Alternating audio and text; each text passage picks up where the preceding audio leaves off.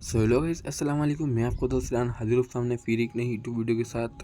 पिछली वीडियो में हमने जाना था कि सोडियम इम्बैलेंस क्या होता है और हाइपोनेट्रीमिया यानी सोडियम की कमी की वजह से बॉडी में क्या होगा, उसका मैनेजमेंट, प्रिवेंशन और डायग्नोसिस इवोल्यूशन हमने जाना था। इस वीडियो में हम सोडियम एक्सेस या हाइपरनेट्रीमिया या बॉडी में सोडियम की मात्रा का ज़्यादा हो जाने की वजह से क्या होगा, आज हम जानने वाले हैं। स्टार्ट करते हैं।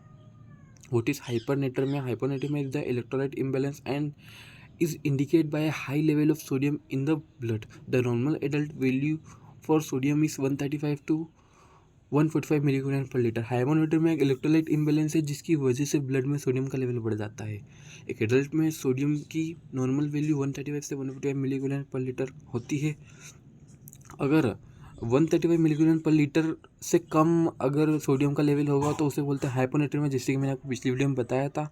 और 145 मिलीग्राम पर लीटर से ज़्यादा अगर बॉडी में सोडियम लेवल आएगा तो उसे बोलते हैं हाइपरनेट्रीमिया, यानी आपकी बॉडी में सोडियम लेवल ज़्यादा है।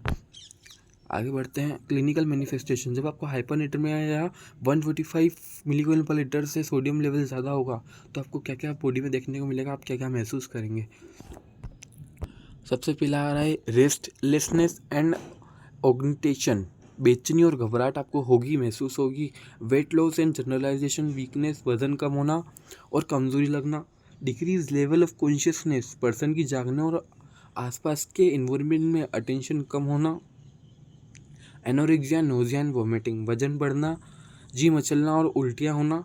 पिटिंग एडिमा, पैरों में सूजन आना। पिटिंग एडिमा को एडिमा का टाइप है, पहला फर्स्ट टाइप है।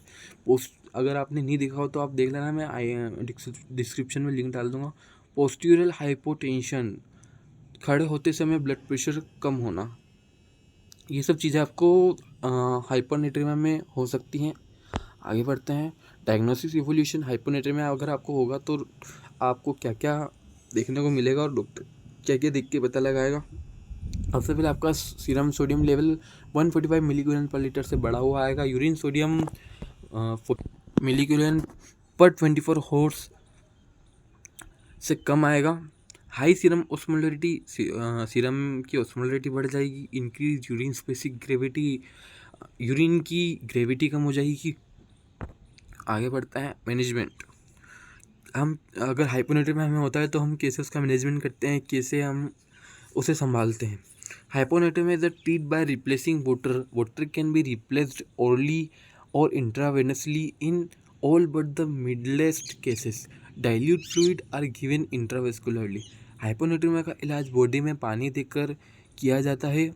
पानी मुंह से या नसों वेनसली से दिया जा सकता है। सबसे हल्के केसेस को छोड़कर दूसरे सभी केसेस में पतला डाइल्यूट फ्लूइड नसों के जरिए दिया जाता है।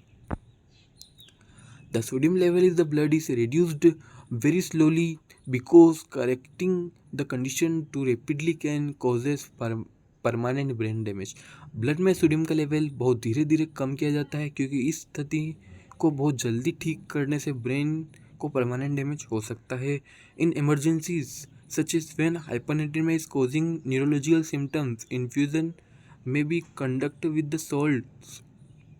solution containing sodium chloride। Emergency condition में जैसे कि जब हाइपोनेट्रीमिया न्यूरोलॉजिकल सिम्टम्स पैदा कर रहा हो तो 0.45% सोडियम क्लोराइड युक्त नमक के घोल को दिया जा सकता है। Diuretic also may be prescribed to treat the sodium gain।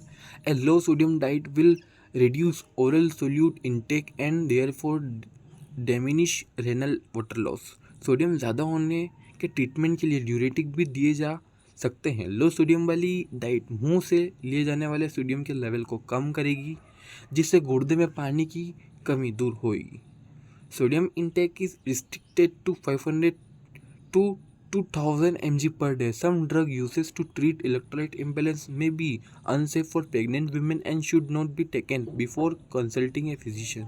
Sodium का सेवन 500 से 2000 mg पर डे तक ही किया जाना चाहिए। इलेक्ट्रोलाइट बैलेंस के ट्रीटमेंट के लिए यूज़ की जाने वाली कुछ दवाएं प्रेग्नेंट महिलाओं के लिए अनसेफ हो सकती हैं और डॉक्टर से सलाह लिए बिना इन्हें नहीं लेना चाहिए। होप्स आपको वीडियो अच्छा लगा हो। ऐसी किसी नई वीडियो के साथ मिलते हैं, तब तक के लिए बाय बाय।